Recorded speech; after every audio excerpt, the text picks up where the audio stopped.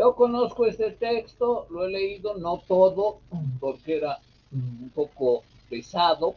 Algunas partes, existe el texto en la Biblioteca Central de la UNSA, y es un texto de 700 páginas, en un solo volumen. Aquí está en 5 volúmenes, 485 páginas, casi 500. Entonces, sus compañeros deben seleccionar algo. Entrando aquí, ya tenemos, aquí está, fíjense, en 5 volúmenes, editorial Osada, de la Argentina, y aquí está la primera parte.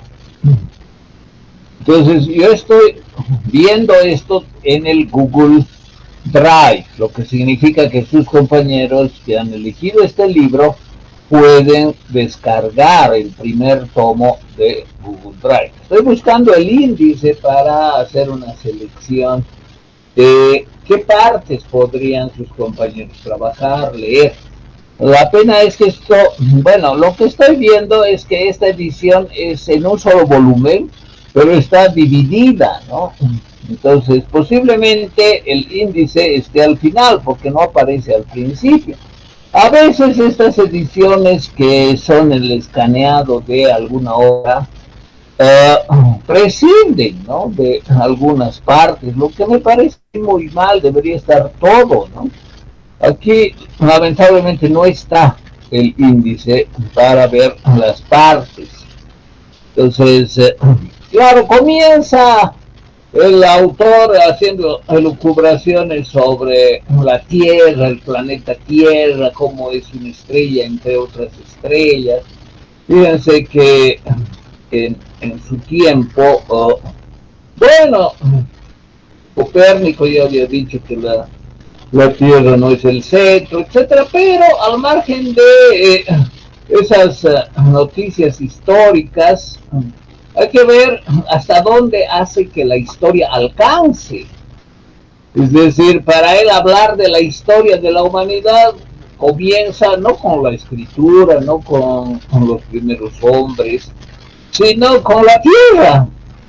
Y esa es una característica típica de los sistemas especulativos.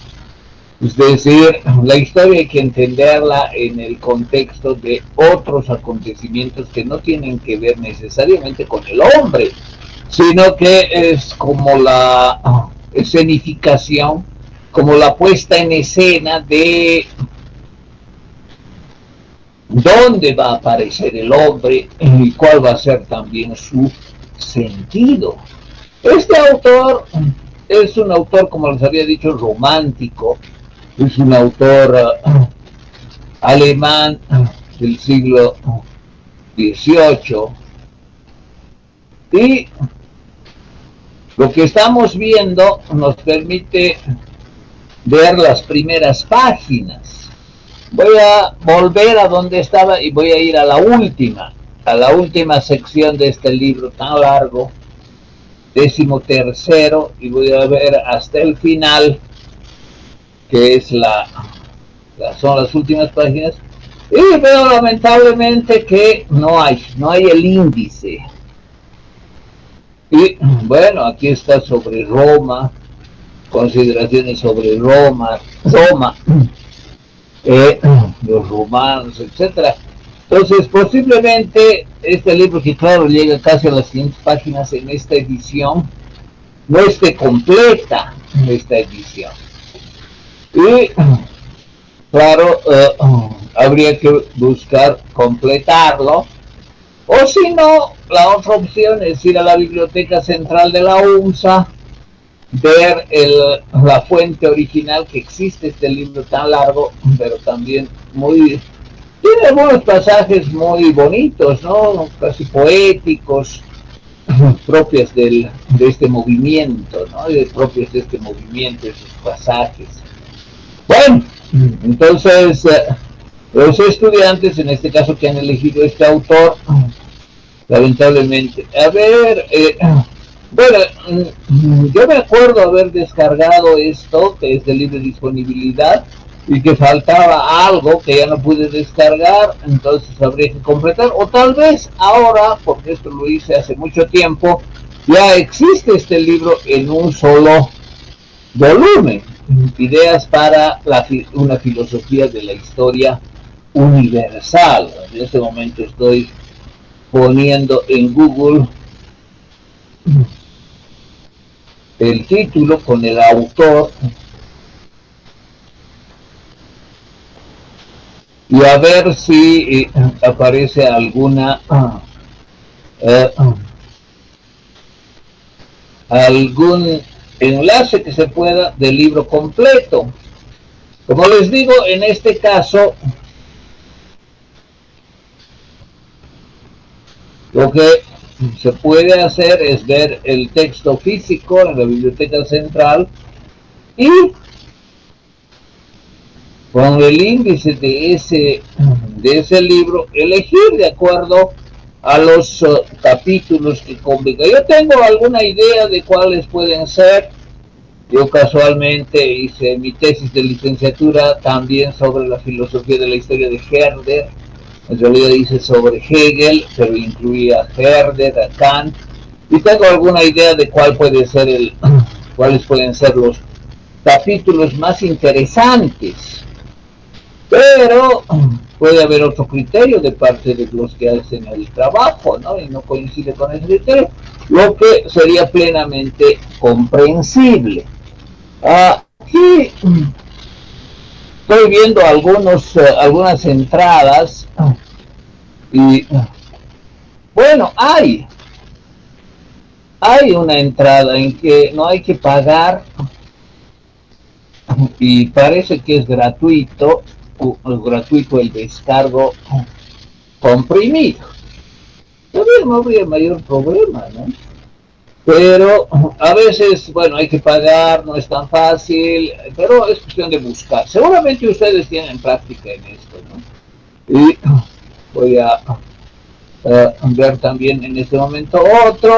Entonces, parte de la investigación, claro, es también hacer estas búsquedas. Yo les facilito en algo con el Google Drive, pero también es parte de la investigación hacer esto. Como digo, en este caso, la forma más adecuada, si no se puede conseguir el texto completo en internet, gratuitamente, obviamente, pueden ir a la biblioteca central, ven los capítulos que van a usar y finalmente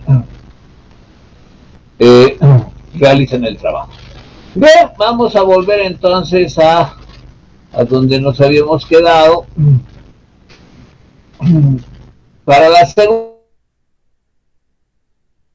monografía, bueno, dejaremos de la segunda monografía, pero está claro que el procedimiento es igual. Sus compañeros, Rojas y Botello, tienen que ubicar el autor, en este caso Nietzsche, espero que estén viendo. Y aquí está. Textos de Nietzsche y textos sobre Nietzsche. Entonces, de Nietzsche tenemos varios.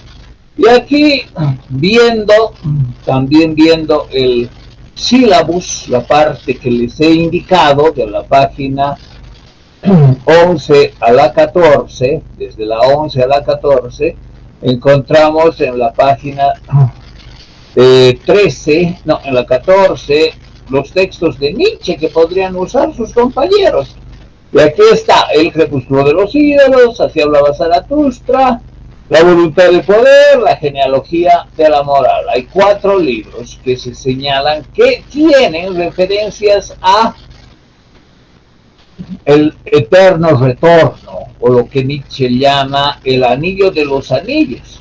Entonces esas referencias conceptuales que son en verdad lo que se refiere a su concepción de la historia.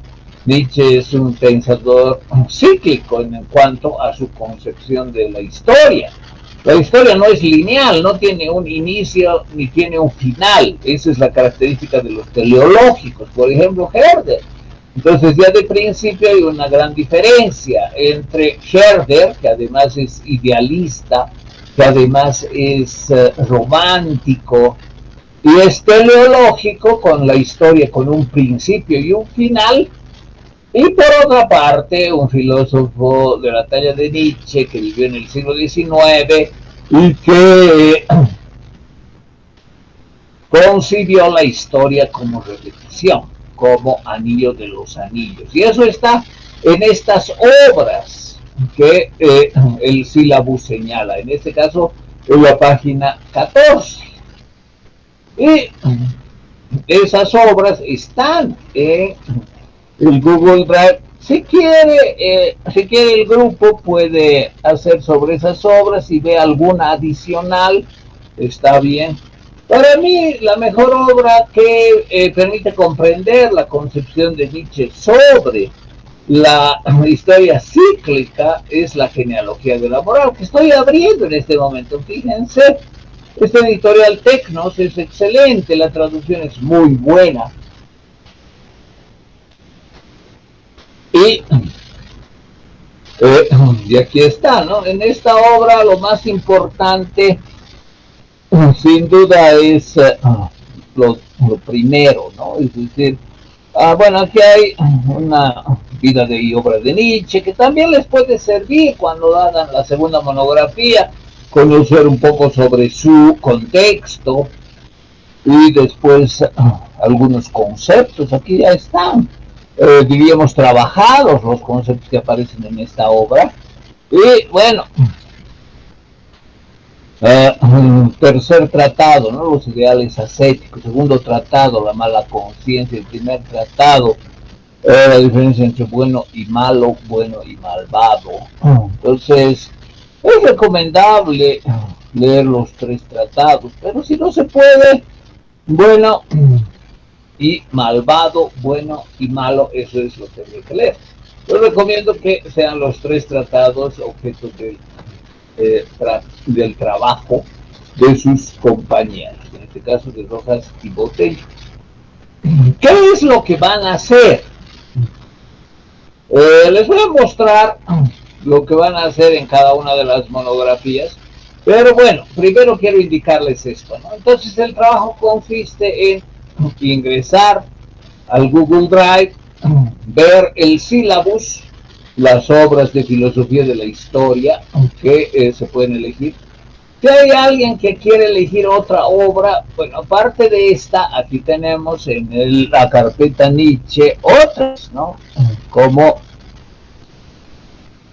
les había dicho, por ejemplo, así hablaba Zaratustra, donde también habla del eterno retorno como el secreto que comunica Zaratustra a los iniciados. Y ese secreto consiste en que todo retorna y que retorna eternamente. Estamos buscando ahora la, la obra, ¿no? Parece que aquí no hay, parece un poco raro que no haya. Crepúsculo de los ídolos, el Cheomo, Crepúsculo de los ídolos, el anticristo, el nihilismo, más allá de la filosofía, la bella ciencia, la visión dionisiaca, libertad y voluntad, nacimiento, cartas, principiantes, aurora, cartas, como la filosofía, como si fuera el filósofo del anticristo, el nihilismo, Homero. Sí, pelosamente no hay. Pero esta obra es seguro que la encuentran en internet y en PDF. En este momento estoy buscando eso. Entonces, como ven, el Google Drive no está completo. Me parece que yo tengo, pero no en esta máquina.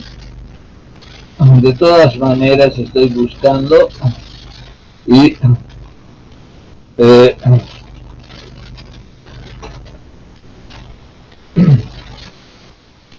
aquí hay una entrada, libros gratis se llama.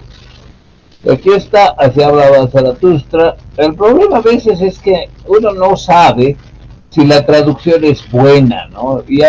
Y lo que garantiza una buena traducción, por lo general, es la editorial. Es decir,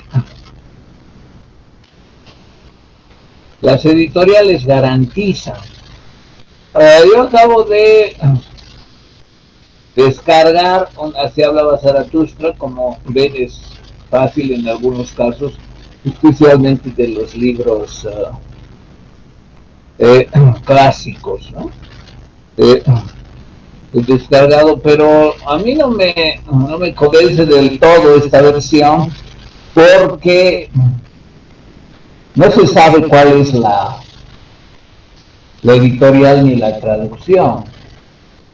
Sánchez Pascual es el mejor traductor de Nietzsche, ¿no? Y generalmente eso está en editorial Fondo de Cultura Económica. Aquí la que acabo de descargar es Textos Info, Biblioteca Digital Abierta, es decir, algo totalmente libre, de libre disponibilidad, pero eso tiene 398 páginas, casi 400, pero lamentablemente no dice quién es el traductor. Bueno, de todas maneras, con esto se evidencia que no es difícil descargar algunas obras clásicas. Yo en este momento les voy a mostrar lo que acabo de descargar, que es esta obra de Así hablaba Zaratustra o Así habló Zaratustra, y que es de libre disponibilidad. Entonces, parte del trabajo es también efectuar estas descargas, ¿no? A ver, un momentito.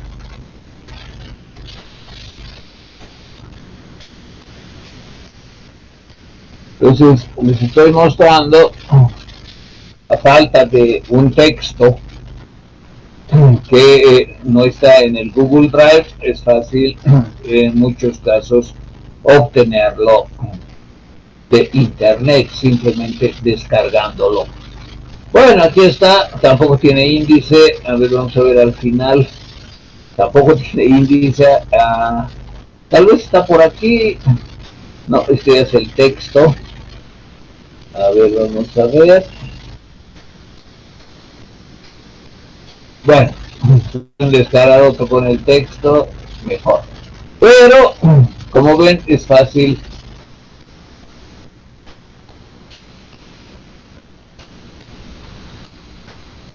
descargar. Bueno, entonces vamos a volver al sílabus, donde nos habíamos quedado, y vamos a continuar desarrollando lo que les explico. A ver, su compañero Portugal tiene una pregunta o un comentario. Adelante, por favor, Antonio, perdón.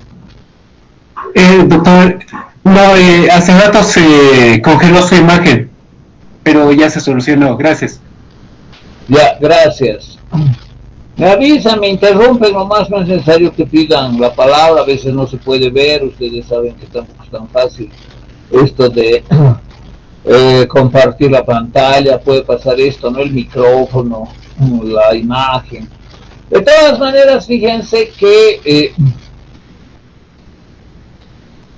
en el sílabus, en este momento voy a volver al sílabus, está claramente delimitado el conjunto de autores y obras que pueden elegir sobre la segunda parte, que es obras originales de filosofía especulativa de la historia. Entonces, desde la página 11 hasta la página 14 tienen ustedes los libros, diríamos, clásicos de filosofía de la historia, desde el punto de vista especulativo, es decir, ¿de qué hablan estos libros? Hablan de la historia, pero no es un trabajo puntual, digamos, la historia de Roma o de Atenas, no sé, sino son elucubraciones filosóficas sobre la historia en general, o lo que vamos a llamar, como van a ver ustedes, la gran historia. Pues, ¿qué es la gran historia? Lo que ha pasado. ¿Quién conoce todo lo que ha pasado? Nadie. Los filósofos conocen gran parte de la historia, tienen un conocimiento erudito. Algunos han elaborado también trabajos de historia, es decir, han escrito como historiadores y tienen muy interesantes libros de historia como historiadores. Por ejemplo, a ver, Voltaire, aquí, el libro más importante sobre filosofía de la historia se llama Filosofía de la Historia. Y es además el que ha creado el nombre Filosofía de la Historia. Antes de él, no, nadie hablaba de filosofía de la historia. Él es el autor, el creador de este concepto, filosofía de la historia. Y él ha escrito algunos libros, siendo francés, el siglo de Luis XIV, por ejemplo, escribió, que es un libro histórico, es decir, Voltaire fue también historiador, no fue solo filósofo, fue historiador. Entonces, yo quiero hacer sobre el libro de Voltaire, que es el siglo de Luis XIV, no puede ser. Ese es un libro de historia. Ahí está Voltaire como historiador, con sus propias particularidades, sus propias cualidades, pero también con algunas críticas como historiador. Entonces no tienen que hacer un trabajo sobre un filósofo que haya escrito un texto de historia como historiador, sobre algún lugar, sobre algún momento, sobre algún personaje. No, ahí no está. En cambio, en este otro libro está lo que para él significa la historia como objeto de estudio en grande, diríamos. Puede hacer alguna referencia a Luis XIV, está bien, pero será pues una página o dos en este libro. Este libro trata sobre la historia en general, sobre la historia, la gran historia, sobre la historia vista filosóficamente, es decir, sobre la especulación que hace Voltaire sobre la historia. ¿Y cuál es su especulación? Es una especulación metafísica, teleológica en su caso, que está preñada, por decir así, de un fuerte espíritu ilustrado. Es decir, él cree que el final de la historia va a ser la ilustración de la humanidad. Entonces ese es el telos, entonces él es teleológico y eso está en esta obra.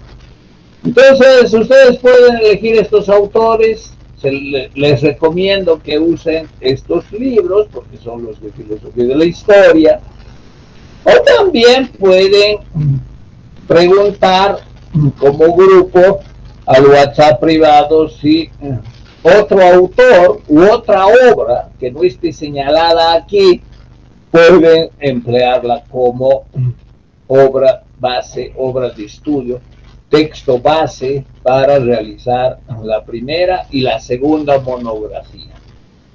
Entonces, en algunos casos señalo varios libros porque son algunos pasajes que se pueden usar de uno u otro libro, pero siempre hay uno que es el principal. Por ejemplo, en el caso de Hegel, ¿cuál es el principal sobre filosofía de la historia? Es pues sin duda ¿no? Lecciones sobre la filosofía de la historia universal.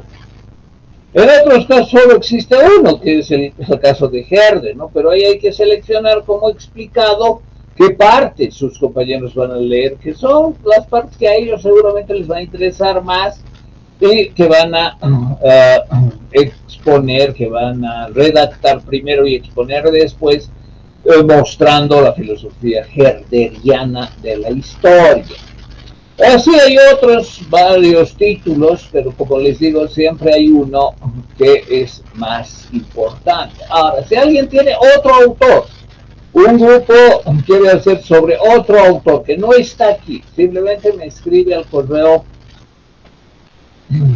privado, es decir, no al correo, sino al WhatsApp privado, y pregunta, ¿podemos hacer sobre este autor y esta obra?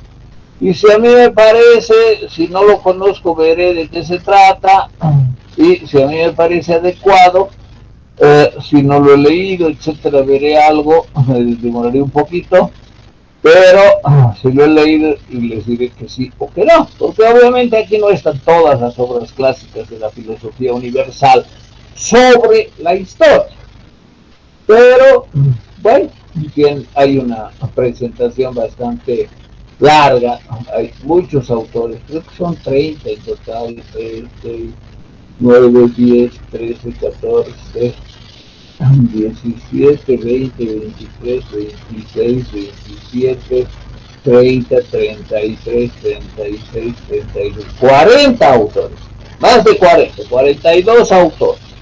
Iban a ser más o menos 10 grupos, entonces necesitan 20 autores. Pero si hay otro, no hay problema, solo me preguntan.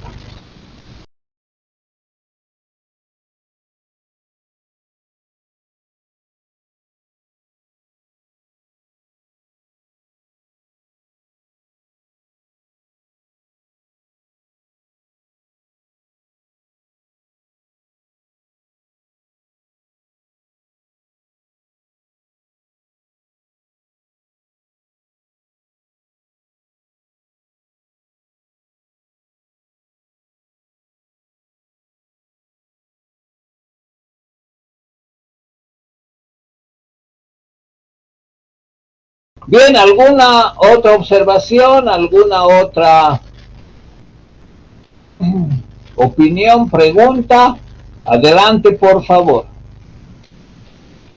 Bueno, en este momento les voy a mostrar lo que en una ocasión yo hice sobre el trabajo, lo que espero que hagan. Aquí está. Entonces, solo voy a hablar de la primera monografía. Y en este momento estoy compartiendo lo que estoy indicando.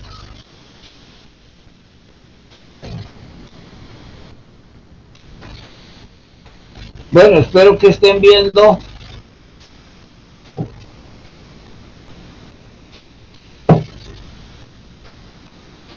Dice primera monografía. En el cuadro de la izquierda yo voy a poner los grupos, los nombres, etcétera, que es para mi registro. Pero aquí está lo que espero que ustedes realicen. El título general de la primera monografía es este: la filosofía de la historia de... Eso es lo que tienen que poner como título. Espero que estén viendo, ¿no es cierto? Me parece que sí. Entonces, el grupo número 1 va a poner la filosofía de la historia de Herder. El grupo número 2, el título de su trabajo ha de ser la filosofía de la historia de Tomás de Aquino. Y así sucesivamente. El grupo número 3, la filosofía de la historia de Tommaso Campanella. El siguiente, aquí hay otro, no, bueno, esto no lo cuenta. Apala y Espinosa, la filosofía de la historia de San Simón. Esos son los títulos hasta ahora definidos para 5 grupos. Hemos visto del primer grupo cuáles serían las obras principales, las obras base para el trabajo. Para el segundo grupo también hay, obviamente, no es difícil, ¿no? De Tomás Moro es Utopía, que es una novela corta, 120, 130 páginas, hay que leerla completamente. Y Pierre Moore, bueno, de la segunda monografía hablaremos después, vamos a hablar solo de la primera. Pues la primera, Tomás Moro, la obra es Utopía. Esa es la obra base, la obra de estudio, la obra de reflexión, la obra de trabajo que deben realizar. Del siguiente grupo, el título ha de ser la filosofía de la historia de Tomás Campanella. Muy bien, ¿cuál es la obra de Campanella? Solo una, también una novela en el contexto del Renacimiento, se llama La ciudad del sol. Entonces, esa es la obra base para la primera monografía de este grupo, cuyo título ha de ser La filosofía de la historia de Tommaso Campanella. Y después tenemos Saint-Simon. De Saint-Simon es un poco difícil establecer una obra que sea específicamente de filosofía de la historia. En el sílabus no he señalado ninguno, pero está bien, puede ser. Hay varias obras que él ha escrito, algunas cartas. Entonces, parte del trabajo del grupo establecer qué obra van a hacer. De Saint-Simon está bien, ¿no?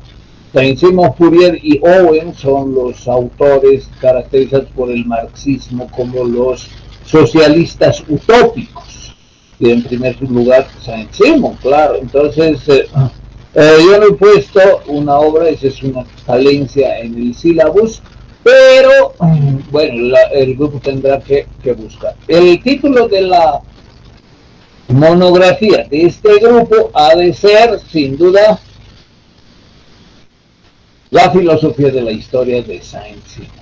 Bueno, continúo. Estoy viendo esta planilla en Excel, esta hoja donde dice 15 páginas, estoy marcando. Pues más o menos, ¿no? Unas 15 páginas. Aquí ahora vamos a fijar también la fecha de entrega. Tal vez voy a cambiar un poquito y voy a pasar a otro porque está, me parece, en el mismo. Acá informe de la segunda, informe de la primera no está todavía establecido, pero calculamos un máximo de 10 grupos, no va a haber más, ¿no? Entonces, como no va a haber más, perdón un momentito, por favor. Máximo de 10 grupos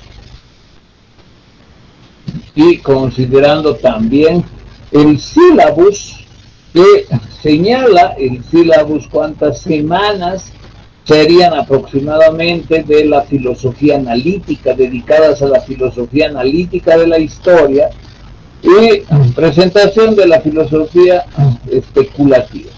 La novena semana de las 20. Entonces, en esta agenda, la novena semana corresponde a la 18 o 19, 18ª, 19ª sesión. Y eso está aquí el 8 de abril.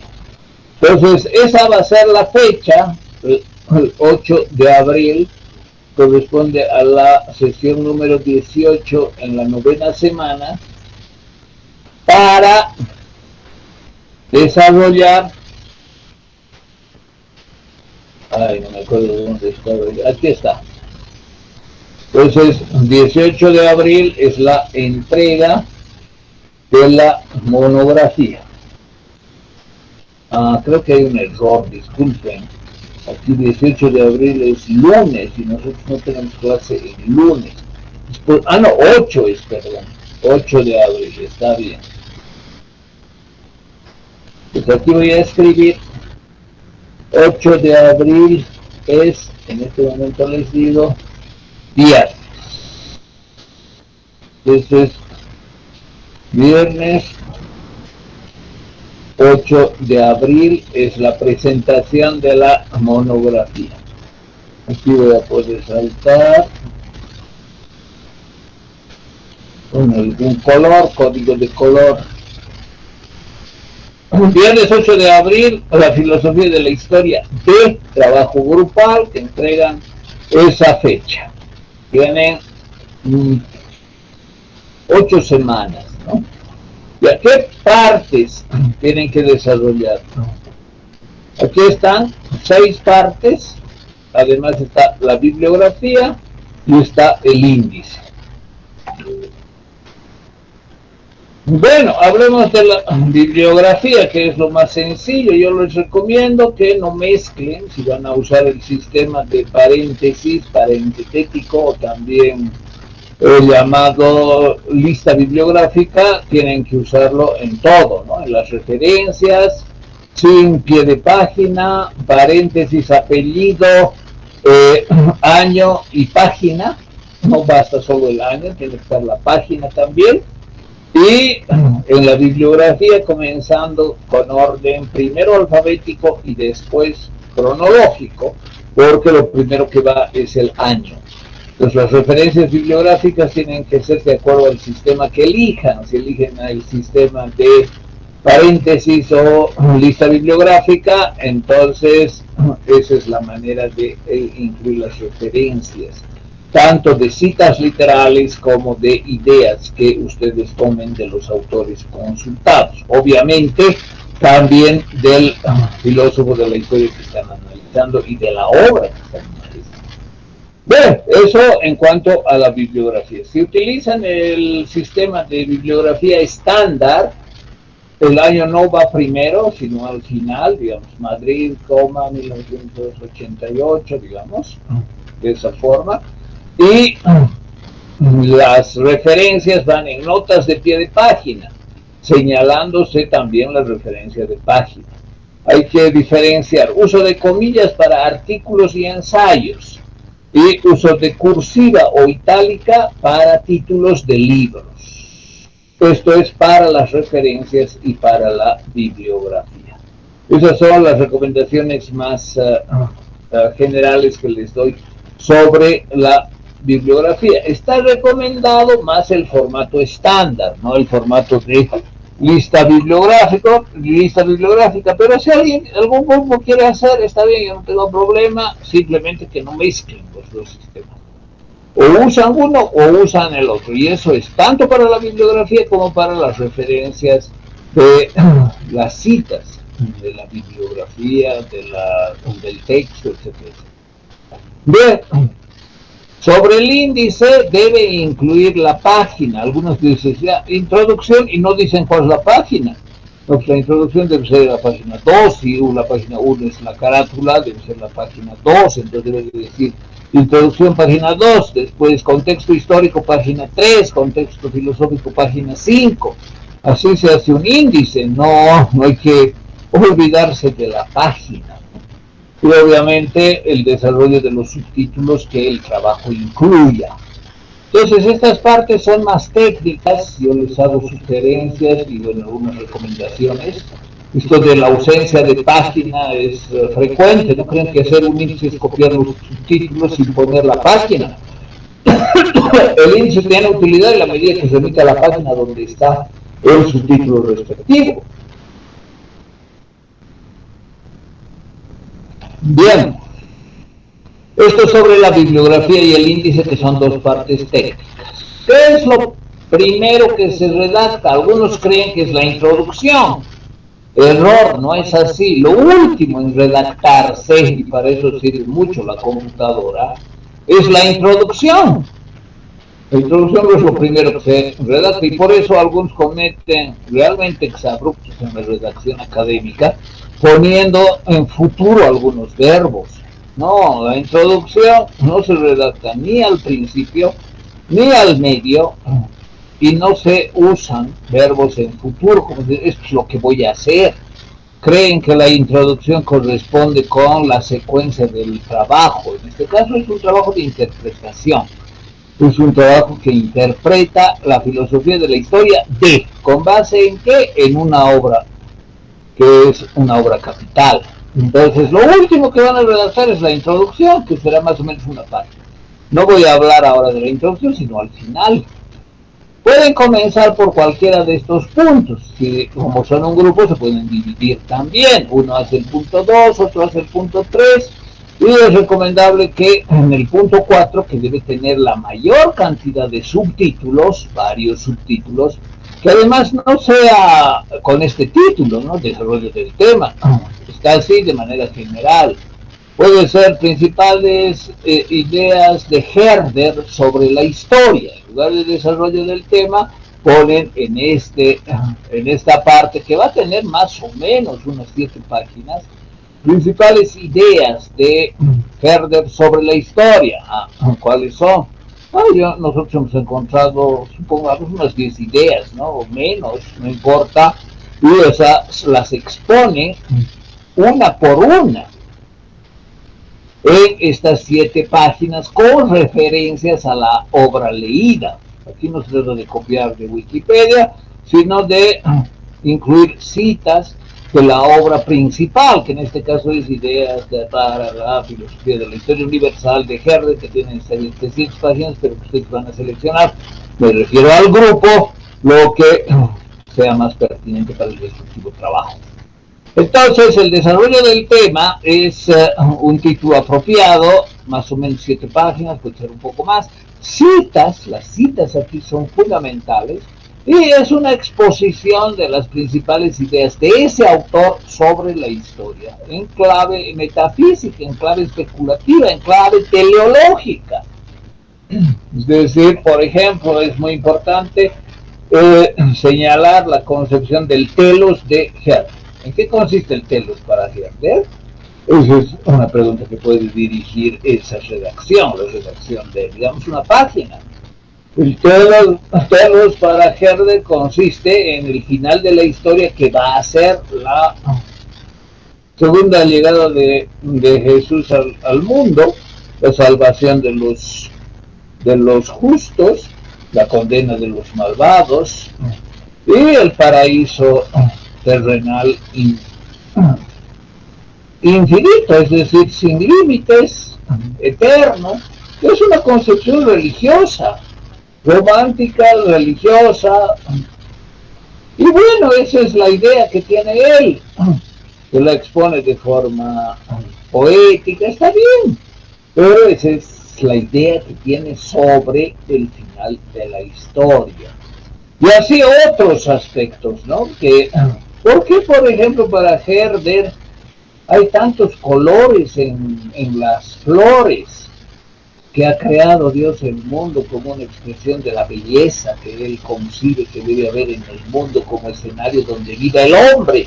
Fíjense, hay ese tipo de enunciados en su obra que son bastante poéticos y que hay que exponerlos desde un punto de vista de la filosofía de la historia como parte de este punto, es decir, de este parágrafo, que puede ser principales ideas filosóficas de Herder sobre la historia, inciso A, B, C, D, etc.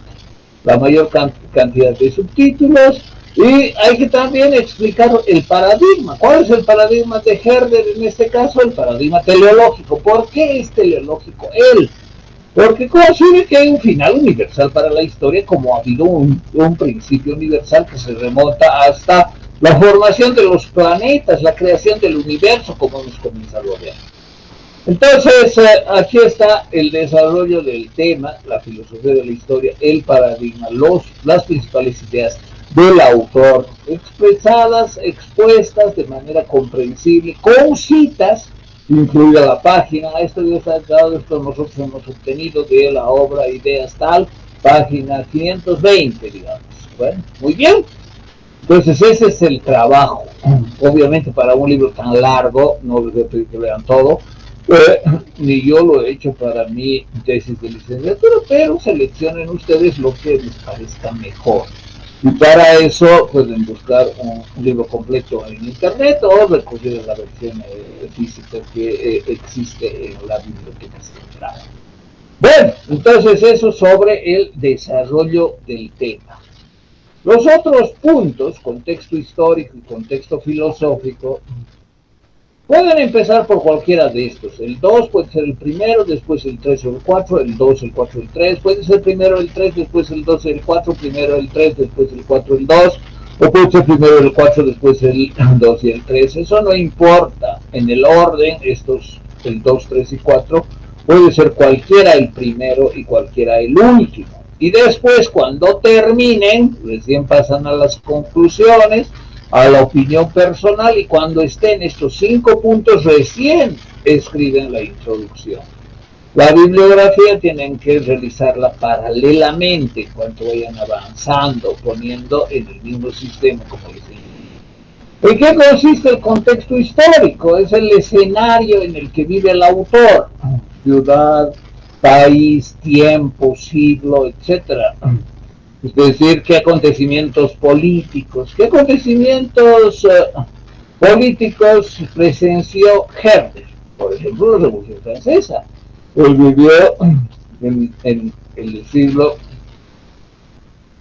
XVIII y fue excelente la forma como él vio, visualizó, interpretó, concibió algunos acontecimientos de su época, concatenándolos dentro de su visión romántica, cristiana. Él era protestante y por lo tanto ese es el contexto que hay que tener en cuenta, el escenario, los acontecimientos históricos que dieron lugar a que elaborara esta obra magna, que además la presenta en contra de Kant, porque era su discípulo, pero fue rebelde, después lo criticó muchísimo, y también en contra de Hegel. Entonces, pero esos temas ya no son tanto del contexto histórico, sino del contexto filosófico. ¿Dentro de qué corriente está? Sturm und Drang, que significa el idealismo alemán del siglo XVIII. En contra de Kant, que tiene una concepción racionalista ilustrada de la historia, en contra de Hegel, que tiene una concepción del idealismo absoluto de la historia. Él desarrolla una concepción romántica, idealista, pero no en el sentido absoluto de Hegel. Entonces eso hay que caracterizar aquí, para lo que ustedes tienen diferentes libros.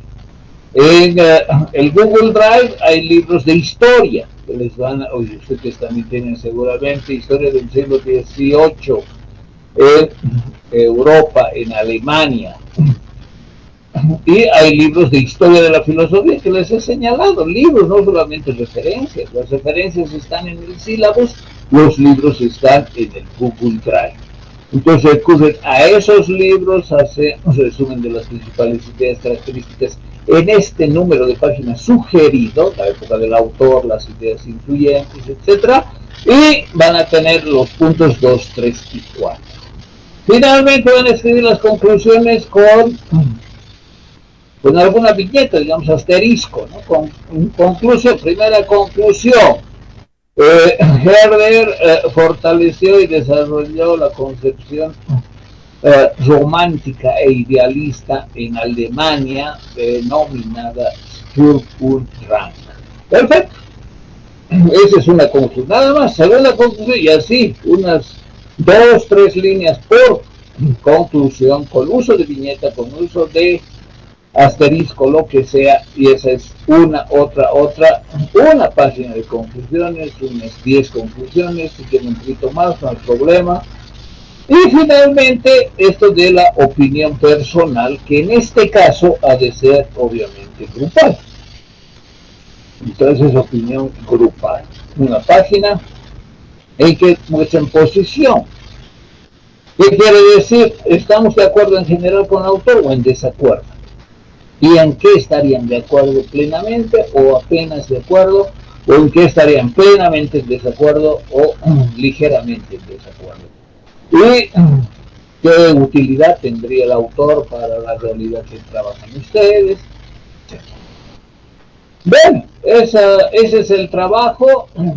Y después, cuando ya está hecho estos 5 puntos, se redactan la introducción, más o menos una página, en tiempo pasado. El presente ensayo, si quieren lo pueden llamar ensayo, una monografía, es una monografía de interpretación, es un ensayo, expone o interpreta, el presente ensayo interpreta las principales ideas filosóficas de Herder sobre la historia, presentando el contexto histórico en el que vivió Alemania en el siglo XVIII y la influencia del contexto filosófico que fue la corriente del Sturmdrang en Alemania. Expone, etcétera, ¿no? Y después hablan también de su opinión grupal, si están de acuerdo o en desacuerdo, y las conclusiones a las que han llegado, haciendo referencia a lo más importante de ambos puntos. Entonces, así, leyendo la introducción, uno ya sabe lo que han terminado, no lo que piensan hacer, que tal vez no lo hagan. Por eso es importante la introducción, redactarla al final. Bueno, estamos sobre la hora. No sé si alguien tiene alguna pregunta.